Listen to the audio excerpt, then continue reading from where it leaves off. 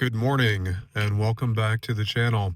Today I'd like to go over the thing you probably touch most in your Hyundai, which is the steering wheel. On the left-hand side here, we have all the vehicle controls, and on the right-hand side, we have your multimedia and volume controls. These buttons over here will control the cruise control on the car. So this column is what I'm talking about over here. To engage cruise control, we're going to hit this button there. It's going to give me an error message because I'm currently parked. But to set the speed, I'm going to pull this down to set the speed. And then in this cluster right up in front of me here, I'll see actually four boxes pop up with a car icon.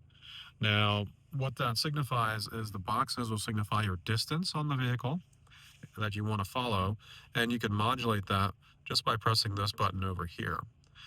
So four boxes will be the furthest length you can follow, and then 3, 2, 1, and then you'll cycle back to 4. As always, if you have any questions, give me a ring. I'm your guy. Thanks so much. I'll catch you on the next one.